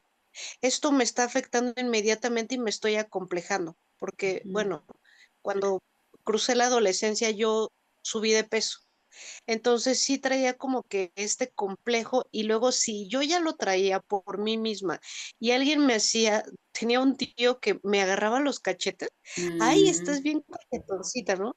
Y fue algo que tardé, tengo 45 hoy, pero creo que fue hasta los 30 y algo que terminé como por decir, bueno, sí tengo estos cachetitos porque van con mi complexión y hoy los acepto, pero sí tardé como que, o sea, brinqué la adolescencia, brinqué la adultez joven y sí, no lo trabajé en ese tiempo porque más traía como residuos de estos complejos que estaba como que en la lucha de la aceptación y la autocrítica, porque ya de adulto ya no te dicen tanto eso, sino ya era como mi propia vocecita interna, ahí como que diciéndome. Entonces, esto nace cuando empezamos a tener esta, bueno, en lo particular, yo sí creo que es en la adolescencia donde, donde empieza a desarrollarse esa situación de autocrítica y por eso digo que es la suma de las dos cosas, lo del exterior y uno propio. Ujú, ujú, claro, es multifactorial, ¿no? Sí. Ujú. Y esto es lo que en Gestalt le llamamos los introyectos, vamos como quedándonos con estas grabaciones de lo que nos dijeron y dijiste algo exacto, y ya no es la voz de los otros, ya es, ya es como mi voz, ya me lo grabé. Y el trabajo aquí es que la persona se dé cuenta de que no era su voz en realidad y que solo la que dejó grabada y que ya no necesita decírselo, ¿no? Ajá, y a través de una autoaceptación, porque también fue cierto que no desapareció, simplemente lo procesé de una forma de así soy y así debo de aceptarme y quererme y cuidarse uno, porque propiamente hay cosas que uno sí se puede cuidar por amor propio, ¿no? No, Ujú, no como claro. una excesiva vanidad, sino como un autocuidado. Ujú, ujú. Claro que fíjense, esto no está peleado con el autocuidado, pero para una cosa es el autocuidado y otra cosa es aceptarme, ¿no? Ujú. Exacto. Bien, gracias. Rubí, Cintia, bajaron la mano, si quieren comentar algo. Es breve, solamente pensaba en relación al video que, eh, pues justamente es la cultura, ¿no? La cultura la que nos lleva a pensar sobre qué está bien, qué está mal, qué forma de cuerpo debemos tener. Ujú, ujú. Y los comentarios de los adultos, pero yo recuerdo que también cuando iba a la escuela, en primaria, cuando, o sea, me hicieron un comentario, ¿no? Por ejemplo, mi nariz. Yo no había notado, no había visto el defecto, no había visto que no estaba bien. Entonces, los mismos Ajá. niños me detonaron como esta inseguridad, ¿no? Y ya después pues, te vas apropiando de esto, de este comentario, como si tú lo pensaras. Entonces, pues es una cuestión cultural que atraviesa todo, ¿no? Los adultos lo traspasan a los niños y entonces los Ujú, niños van repitiendo esto y aparte también lo que mencionaba al inicio, cómo nos permitimos opinar del cuerpo de los otros y las otras. ¿No? Creo que está muy normalizado que opinemos, es que ya adelgazaste, ya enflacaste, ya te ves mejor, o sea, aunque sea positivo o negativo el comentario, la gente se siente con ese derecho de opinar, ¿no? Y creo que desde ahí pues hay un problema, pero bueno, pues es una cuestión cultural y que también pues yo creo que aquí lo que sirve es reforzar el autoestima de los niños, de los jóvenes, ¿no? ujú. El trabajar esa parte, porque en todos lados vamos a encontrar comentarios, vamos a encontrar estereotipos de tipos de cuerpo, de cara, de color de piel, etcétera, etcétera, ¿no? Claro. Yo soy psicóloga, pero también soy docente. Entonces, en mi escuela todo el tiempo están con el tema de que es que es negro, es que es negro, ¿no? Y esta infravaloración y trabajar el tema del racismo, porque pues sí está muy introyectada este tema del racismo y de la superioridad de la gente blanca, ¿no? Ujú, ujú. Pareciera que negro es equivalente a feo. Claro, claro, sí, sí, sí. Y fíjate, pero yo te diría algo, ¿eh? Yo lo he observado y no necesariamente la gente blanca, sino a mí me sorprende, ¿no? Como nuestra raza mexicana, pues bueno, es piel morena, ¿no? Los extraños somos los que somos blancos en realidad. Pero yo he escuchado decir, ¿no? A niños, adolescentes morenos, medir quién es menos moreno y el que sientes un poco menos moreno, discrimina al que es un moreno más oscuro, Así es, ¿sí? ¿no? Y dices, oye, pues estamos en México, porque si estuvieras en Inglaterra tal vez sería como de, porque es distinto, pero en realidad el que es distinto es el blanco, ¿no? Entonces es muy curioso esta incongruencia en la discriminación que se da en México, ¿no? Donde sí se tiene ese concepto pues tan erróneo, ¿no? Y que no se preocupen, también se discriminan a los blancos, porque a mí me molestaban porque yo era blanca y me decían que parecía yo cuija, las lagartijas esas con transparentes, bueno, a mí me molestaban, está mi cuija, ¿no? María del Mar. Justo a eso iba. Yo crecí en Tabasco, llegué a los 7 años y pues tenía el pelo rubio, como dorado, y pues el acoso fue horrible. De verdad, fue muy fuerte esta parte de que dicen el malinchismo, pues no, Ujú, a mí me tocó a la inversa, fue muy fuerte los primeros años de primaria, porque pues la mayoría, no había tanta gente como hay hoy en día de otros estados, la mayoría era como la gente local y pues sí, son más morenos, ¿no? Entonces, viví un tiempo muy chiquita en Oaxaca ujú, y me pusieron gringa chicharrón. Me decían así porque tenía el pelo extremadamente rubio y era una zona de Oaxaca donde llegaban muchos extranjeros en busca de este pues de los hongos maravillosos y las cosas que venden por esos rumbos. Entonces ujú. había mucho extranjero y estaban muy familiarizados con los extranjeros y para ellos pues yo mexicana ni de chiste, ¿no?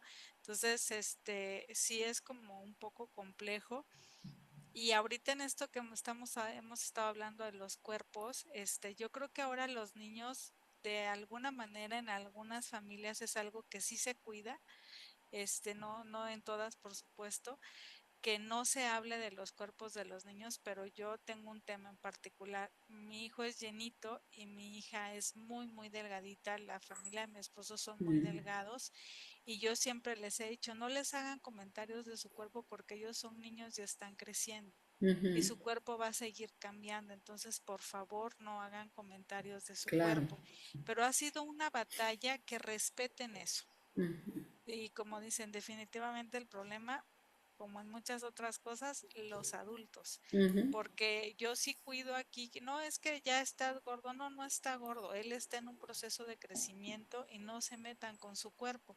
No es que ya tiene no sé cuántos kilos abajo, pues como decían hace rato, ¿de dónde va a sacar los kilos si en la familia de mi esposo parecen espíritus, ¿no? Entonces hay que respetar esas partes y sí, la llevé con una endocrinóloga, la revisó y me dijo, pues así es, ¿no? Normal. O sea, Ujú. si pasa este tiempo y pasa y esto no ha pasado, entonces la traes, ¿no? Claro. Pero sí es como, yo siento que sí lo viven diferente y ahorita que decía Ivette de la adolescencia, a mí la verdad me hubiera gustado que alguien me explicara que mi cuerpo estaba cambiando y que era normal, Ujú. porque yo lo viví como esta parte de que decía, ay, yo me intentaba poner la misma ropa y por supuesto que no me quedaba porque había crecido para todos lados, ¿no? Era extremadamente delgada y cuando crecí, crecí para todos lados. Ujú. No era obesa, como decía usted hace rato, pero pues no era en comparación lo extremadamente delgada que era de niña, ¿no? Entonces dices, pues con un poquito de asesoría, ¿no? Que alguien se apiade y nos diga que esto Claro. es parte del desarrollo. Claro, y fíjate, ahora digo, obviamente todos los que estamos en este ámbito lo entendemos, pero lamentablemente sí, todavía pasa, ¿no? Que son criticados por sus mismas familias y bueno, los abuelos que vienen de otra época y de otra educación y que lo siguen haciendo, pero yo creo que sí hay que trabajar mucho esta parte de la orientación a nivel social, ¿no? O sea, por eso este movimiento del body shaming me parece que es muy bueno porque es justo respetar que somos distintos y que nada es mejor, ¿no? O sea, yo como soy está bien, tú como eres está bien y no tenemos que ser iguales, ¿no?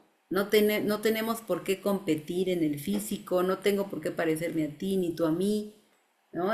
Tenemos que respetar al otro, pero sí, sí es un trabajo que es a nivel social, ¿no? Y que bueno, si con las familias de repente sigue pasando, pues bueno, en el entorno social, pues peor.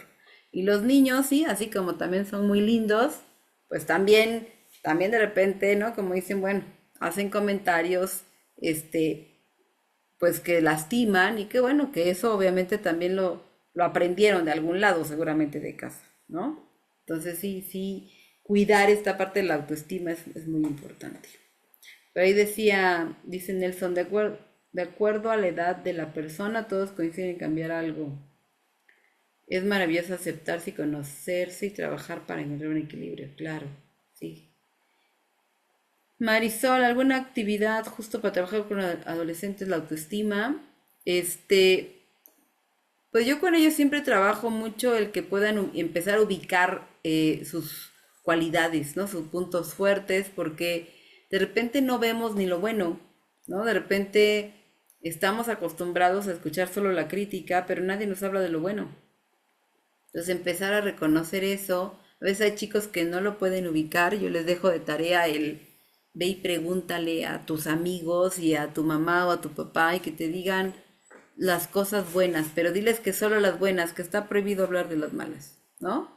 O sea, no se vale decir defectos, solo cualidades. Y los chicos empiezan a ver lo que también piensan de ellos y empiezan a ubicar, ah, pues sí, eso sí soy, ¿no? O sea, es empezar como a reconocerse y a validarse, en lugar de criticarse, en lugar de enjuiciarse, como quizás lo han hecho todo el tiempo. Entonces creo que ese sería también un primer paso, empezar a reconocer que todos tenemos cualidades y defectos, pero que tenemos muchas cosas positivas y que a veces no las miramos, ¿no? El duelo por el cuerpo perdido, claro, como diría Arminda Verasturi, ¿no? Obviamente esos cambios, pues bueno, van a generar también un duelo. Y la orientación, el acompañamiento, pues sería fundamental para que ese duelo sea positivo, ¿no? No como bien comentan, ¿no? Sea un impacto negativo como a algunos nos pasó, ¿no? Bien. Bueno, vamos a continuar. Ay, ahora no me veo. Ah, ya sé por qué. Espérenme. Tiene compartir. Con el video optimicé y ahora ya no me veo a mí y eso no me gusta. Ahí está. No me veo ni los veo. Bien. Entonces, bueno, cuando hablamos de un trastorno de la conducta alimentaria, que obviamente la mejor manera de identificarlo es a través de la historia clínica, a través de la entrevista, en donde yo pueda ver si estas características y estos criterios se están presentando de manera frecuente en esta preocupación por la imagen corporal, en esta restricción del alimento, si estamos hablando de anorexia, o en esta tendencia a vomitar después de comer, o a utilizar laxantes, o este exceso de ejercicio, o estos atracones, ¿no? Si se están dando ya durante un periodo por lo menos de 6 meses, estamos hablando de un trastorno alimenticio. ¿Y qué es lo que tenemos que hacer? Así como el problema es multifactorial, también la intervención tiene que ser multidisciplinaria. Entonces, lo importante es canalizar. Se tiene que trabajar en terapia con un psicólogo, se tiene que trabajar con un nutriólogo y se tiene que trabajar con un médico. ¿Por qué? Porque los efectos físicos también que produce este trastorno son importantes, ¿no? Sabemos que una chica con anorexia termina cortando el ciclo menstrual, ya no menstrua, porque obviamente el organismo es tan sabio que tiene que guardar reservas para sobrevivir. Así que la menstruación es un lujo, ¿no? No puedo desechar ningún nutriente, ni sangre, ¿no? Ni nada, porque tengo que reservar todo porque estamos en alerta, estamos en una situación de peligro. Por eso es muy importante que el médico también revise la salud de ese chico o de esa chica, ¿no? Entonces siempre el trabajo multidisciplinario. No puedo trabajar un trastorno alimenticio si no estoy trabajando de esta forma. Debo de trabajar con un nutriólogo y debo estar en ese acompañamiento.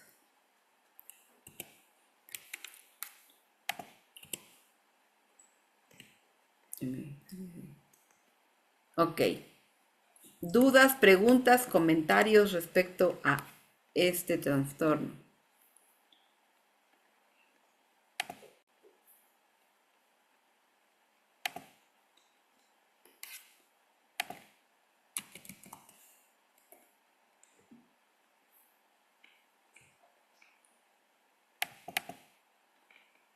¿No? No, gracias. Sí, yo sí. Sí, adelante. ¿Habría alguna evaluación o batería para poder hacer la evaluación? ¿O solamente con los rasgos que hemos comentado?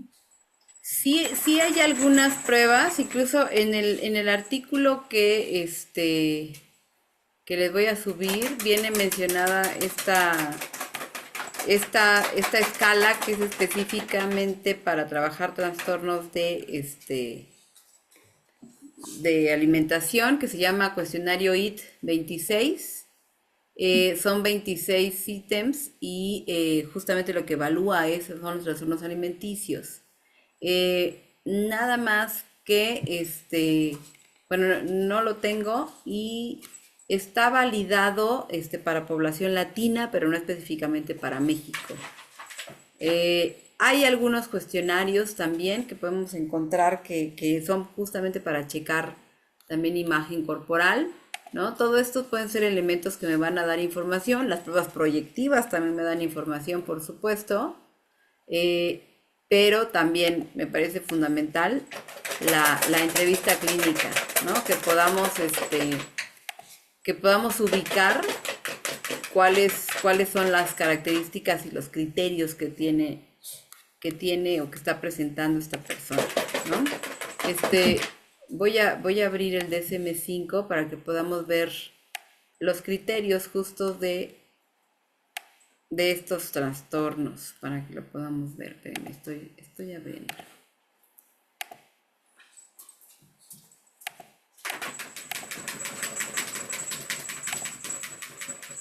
Que no les he subido el DSM-5, ¿verdad? Se los voy a subir también.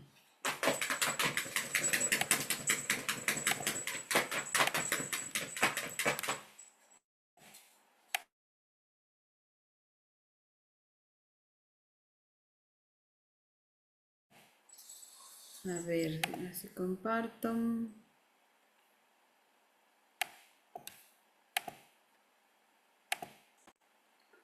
Ahí lo pueden ver, ¿verdad?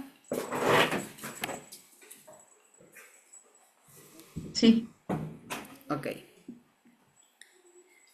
Bueno, de acuerdo al DSM-5, estamos hablando de que para considerar que tenemos un trastorno de anorexia nerviosa, tenemos que cubrir los siguientes criterios.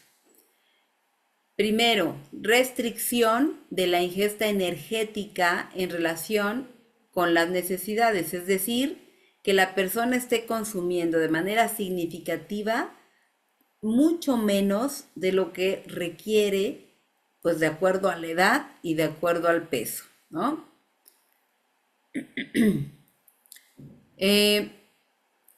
También de acuerdo al sexo, porque obviamente las mujeres y los hombres tienen requerimientos nutricionales distintos, ¿sale?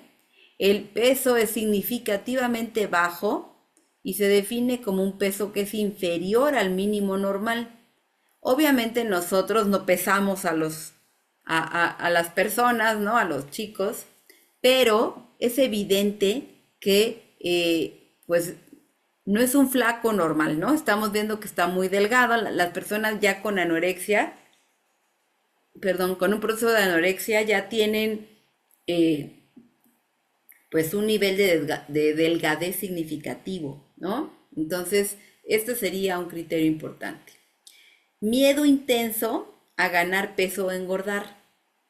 El chico o la chica ya está muy preocupado por no tener cierta conducta para no engordar, como comer, o bien también ese miedo a dejar de hacer ejercicio, ¿no?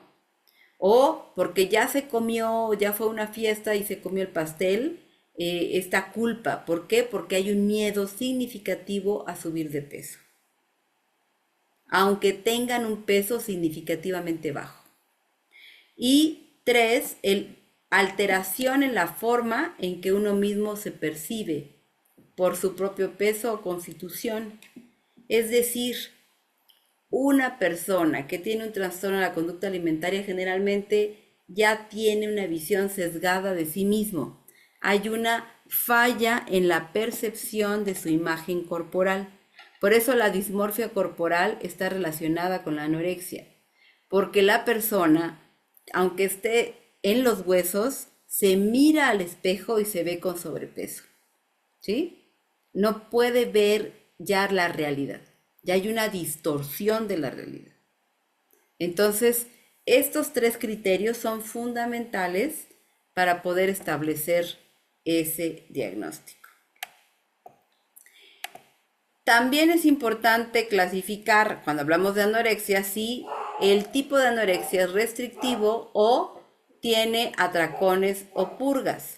Es decir, hay anorexia que realmente solo se restringen y no quieren comer, y hay personas que se comen una manzana y sienten que ya van a engordar por la manzana y no comen absolutamente nada en todo el día, ¿no?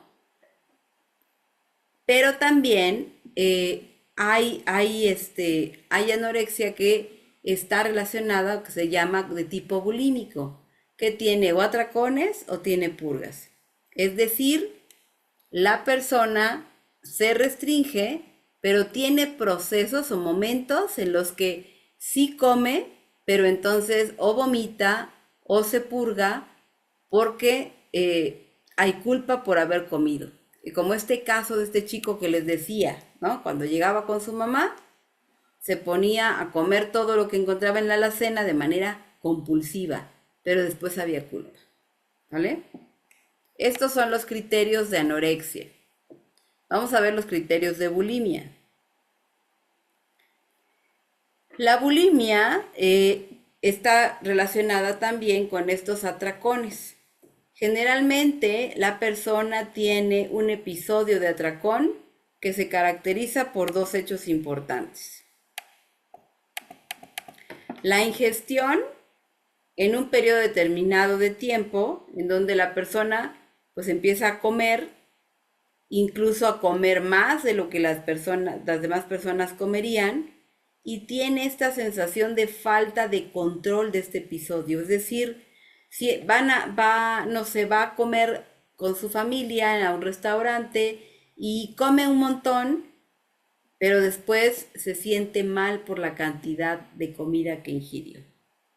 Por lo tanto, empiezan a tener comportamientos compensatorios, es decir, el vómito provocado o bien el uso de laxantes, de diuréticos o de medicamentos que pueden hacer que la persona pues deseche, digamos, todo lo que se comió. Algo que también, y ahorita está de súper moda, es esto del ayuno intermitente. Las personas ayunan. Me decía este chico que no comía, bueno, no cenaba y no desayunaba. Y entonces imagínense, no comía y no cenaba y no desayunaba, solamente hacía una comida al día. Imagínense cuántas horas de ayuno tiene este chico por este temor a engordar. Entonces, esos ayunos excesivos también son una característica que se presenta, por ejemplo, en la bulimia. Estos comportamientos compensatorios también sería el exceso de ejercicio, ¿no? Por eso les decía, la vigorexia va de la mano. Los atracones y los comportamientos compensatorios inapropiados se producen por lo menos una vez a la semana durante 3 meses. Y la autoevaluación se ve indebidamente influida por la constitución y el peso corporal. Es decir, no se dan cuenta que tal vez, bueno, es que yo soy de complexión mediana, no puedo verme igual de flaca que mi amiga, ¿no? No hay una visión objetiva de esto. Y la alteración, dice, no se produce durante un episodio de anorexia, es decir, la anorexia es cuando el predominio es la restricción y solo puede haber algunos episodios de comer compulsivamente o de vomitar. La bulimia es cuando la persona predomina el que sí come, pero tiene eventos de vomitar o de laxarse o de hacer de repente estos ayunos, ¿no? Pero lo que predomina es el comportamiento compensatorio. El trastorno por atracones se refiere a episodios en los que la persona tiene una ingestión con una cantidad considerablemente superior a lo que haría cualquier persona. No come por hambre, no siente esa saciedad, sino sigue comiendo de manera compulsiva. Y hay una sensación de falta de control. No lo puede controlar. Los episodios se asocian a 3 de los siguientes hechos: comer mucho más rápidamente de lo normal, comer hasta sentirse lleno, comer grandes cantidades, comer solo debido a la vergüenza, es decir, no quieren comer con las personas porque se atracan, comen a escondidas, y luego sentirse a disgusto, deprimido o muy avergonzado. Hay un malestar muy intenso por estos atracones, se producen por lo menos una vez a la semana durante un periodo de 3 meses y el atracón no se asocia a la presencia de otro comportamiento compensatorio. Es decir, no hay bulimia porque no hay provocación de vómito ni uso de laxantes, simplemente hay culpa. ¿Ok? Estos serían estos 3 principales trastornos de la conducta alimentaria y estos serían los criterios para poder establecer ese diagnóstico. Acuérdense que, como yo les decía, para establecer diagnósticos Necesitamos tener una historia clínica completa para que yo pueda tener todos los elementos y no me esté dejando llevar por una primera impresión. ¿Sale? Y bueno, lamentablemente sí son muy frecuentes. Dice Areli, en promedio hay un tiempo en el que se presenta ese trastorno y algunas estrategias terapéuticas para abordarlo. No entiendo lo del tiempo, Areli. ¿A qué te refieres?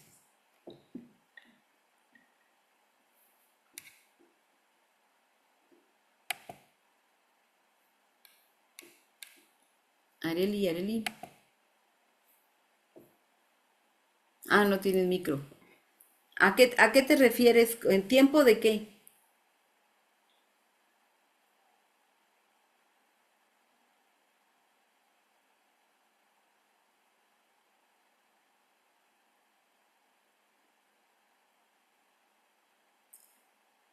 Al detectarlo, ¿cuánto tiempo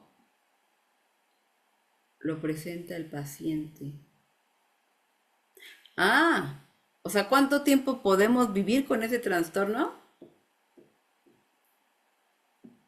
Justamente tú lo estás diciendo, años o meses, ¿sí? Hay personas que han vivido con ese trastorno pues ahora sí que desde la adolescencia, ¿no?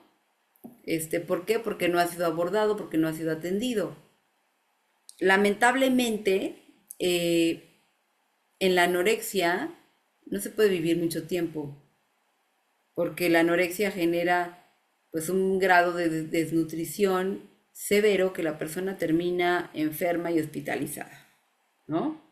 La bulimia puede ser que las personas tengan como procesos, ¿no? de episodios de bulimia y cierta calma, cierta estabilidad, y por eso la bulimia a veces, fíjense, es de los trastornos menos detectados, porque una persona con bulimia a nivel social puede aparentar que no tiene ningún problema, puede ir a la fiesta y comer papitas, ¿no?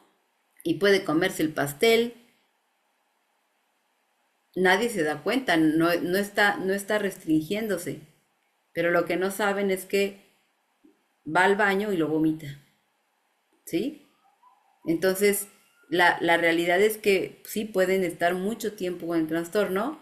Las consecuencias físicas de la bulimia, pues bueno, daña todo el tracto digestivo por la provocación del vómito, todo el sistema digestivo se atrofia, ¿no? Puede causar lesiones severas, pero bueno, esto ya depende de cada caso. Hasta que falle el sistema digestivo, exactamente. Así es. Entonces, fíjense, pues bueno, estos trastornos a veces están silenciados, ¿no? O bien la familia no los mira. Y es impresionante cómo un chico o una chica puede vivir mucho tiempo con ese trastorno y no es detectado. Los papás no se dan cuenta. Se vuelven muy hábiles también para mentir, ¿no? Bien. Ok, chicos, comentarios, dudas, preguntas, conclusiones. Tenemos 10 minutitos para dejarles el micrófono. Les dejé ahí también un video. Ese video es más largo, por eso no se los pongo en la clase, para que ustedes lo vean. Está súper interesante, así que no lo dejen de ver. Está ya en Classroom. Y ya vi que ahorita que no les subí el artículo, ahorita les voy a subir el artículo también para que lo lean. Sí, Carla. Estar atentos, yo creo que con los papás y como terapeutas, a prácticas de enmascaramiento, es decir, por ejemplo, que hay cosas que incluso le sugieren, ¿no? Usa platos que no sean transparentes. O llévate tus cosas en topper y los van guardando, lo tiran, ¿no? Para que no se den cuenta, ¿no? Situaciones conductuales que a lo mejor están evitando que las personas que están a su alrededor se den cuenta, ¿no? Entonces, chicos que, por ejemplo, no comen en la mesa y que se van a su recámara, ¿no? O chicos que terminan de comer de inmediato y van al baño. Entonces hay cosas que tendrían que estar como observándose y que a lo mejor de pronto no sé, no están en estos criterios diagnósticos, pero que sí están generando como esta idea de enmascararlo, ¿no? Que no sucede para que no se den cuenta los demás. Ujú, claro. Sí, sí, definitivamente. Como padres también tenemos que ser más observadores, ¿no? O sea, y fíjense, ahí también tenemos que volver a incluir la dinámica familiar. O sea, ¿qué pasa en la familia que no te enteras? ¿No? Si vives con tus hijos, si se supone que comes con ellos, se supone que ves que comen en la mañana o que se llevan de lunch o que no se comen de lunch, ¿no? Entonces, sí, sí, definitivamente es poner más atención a esas características que ahí están, pero a veces no las queremos ver, ¿no? Sí, Marisol. Eh, Nosotros detectamos justo a una chica, estaba en sexto año, y porque su mamá le pidió el celular para buscar X cosa, ¿no? Y ya sabe, cuando empezó a teclear, le apareció que buscaba cuántas calorías tiene una manzana, cuántas calorías tiene una, un pan, ¿no?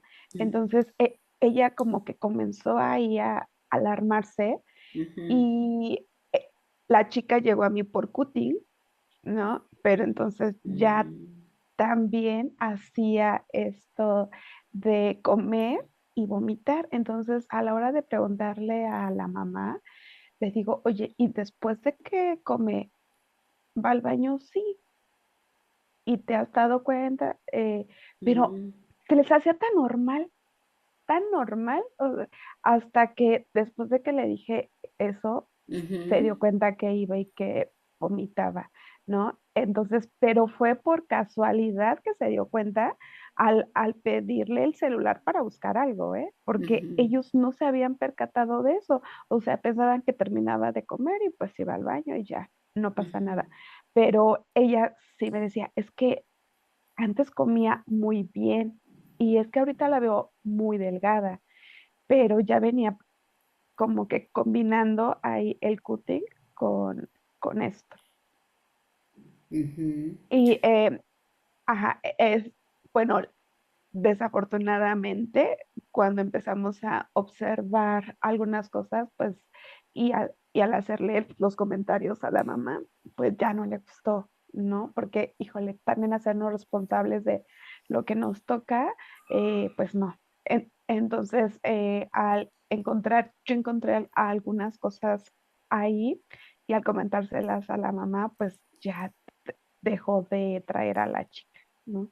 No sé en Ok. qué haya O concluido sea, dejó todo de el tema. llevarla. Sí, ujú, ya no, ya no. Entonces, de hecho, tuve como 4 o 5 sesiones con ella Ujú. y yo siempre tengo la primera entrevista con los padres, luego trabajo 4 más, más o menos y a la quinta doy resultado de que he ido encontrando. Y cuando le di mi resultado, porque hay algún tema con una tía, con la tía que era la que se encargaba de cuidarla y también un tema ahí con la mamá y la separación y Ujú. de repente la niña se dio cuenta que su mamá se divorció, pero la señora empezó a presentarle a su nueva pareja que era otra mujer. Entonces siento ahí que la niña tuvo algún tema que no supo cómo manejarlo y por eso recurrió a todo esto. Y al platicar con la mamá, pues ya dijo, no, es que yo creo que no es por ahí y ya no regresó. Y no sé qué pasó. Ujú, ujú. Ujú. Qué fuerte, fíjense, cuando los papás se enfrentan a una realidad en donde obviamente eso nos refleja algo de nosotros también, ¿no? Como padres. Fíjense cómo muchos padres terminan huyendo, evadiendo una situación, en lugar de darse cuenta de la gravedad de esta problemática y de la prioridad que es que reciban ayuda. Porque además, fíjense, aquí estamos hablando, obviamente aquí es clarísimo que hay una cuestión de la dinámica familiar, porque no solamente hay un trastorno alimenticio, si no hay cutting. Y esto nos está hablando de que esta chica, ¿no? Pues está siendo como ese chivo expiatorio de toda esa tensión o esa situación familiar. Algo está pasando muy grave que ella lo está manifestando de esta manera. Y es más fácil huir, fíjense, que abordarlo. Sí, Pero y aparte la tía pues le decía, es que ¿para qué vas a pagar para que te digan algo que tú ya sabes? O sea, ¿para qué vas? ¿Para qué gastas en llevarla? Para que le digan algo que ya saben. O sea, mucha negación, ¿no? En ese sentido. ya sabes, ¿no? Claro, claro. Sí, no, estas creencias, ¿no? Pero fíjense, por eso ahorita que preguntaban de las estrategias, yo algo que sugiero es, cuando trabajemos con trastornos de la conducta alimentaria, no se centren en qué comes y cómo comes y ya comiste, no se centren en eso, porque esta relación con la comida es solo el síntoma. Acuérdense, es la fluidez nasal, es el moquito, no es el verdadero problema. El verdadero problema es en el fondo.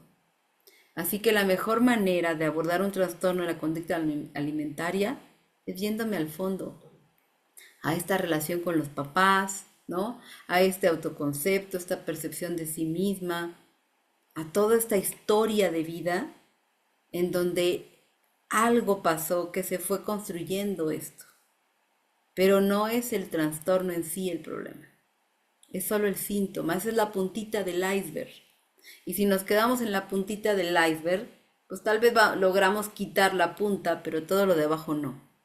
Y esto va a emerger de otra manera. Fíjense, esta chica está presentando dos situaciones súper graves, porque la autolesión puede terminar en suicidio,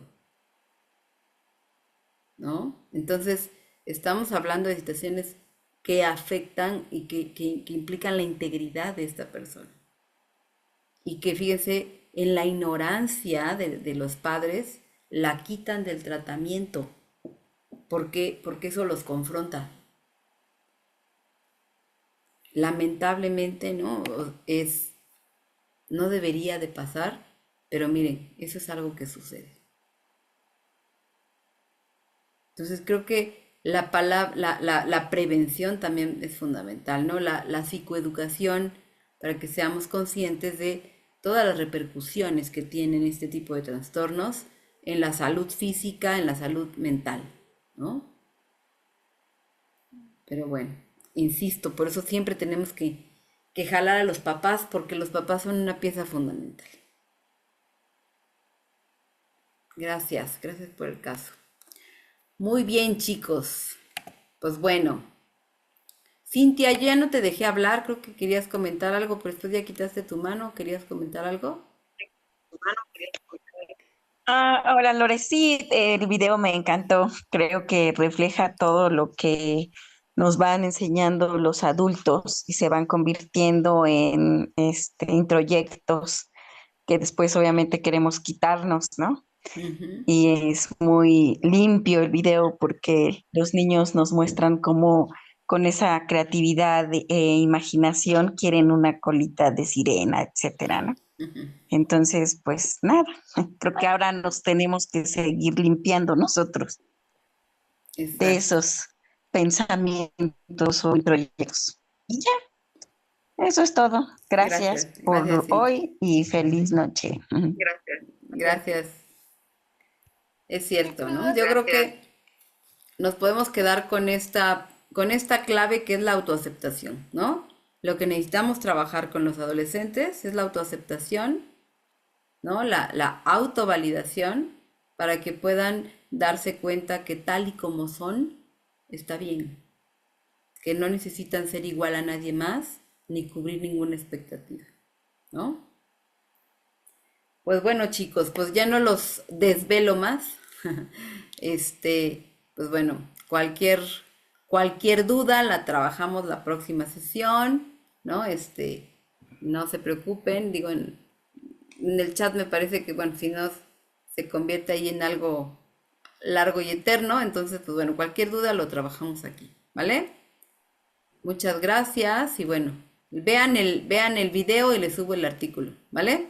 Sí, mil gracias, buenas noches. Gracias, buenas noches. Gracias, buenas noches Muchas a gracias. todos. Gracias, buenas noches. Bye. Gracias. Bye, buenas noches. Buenas noches.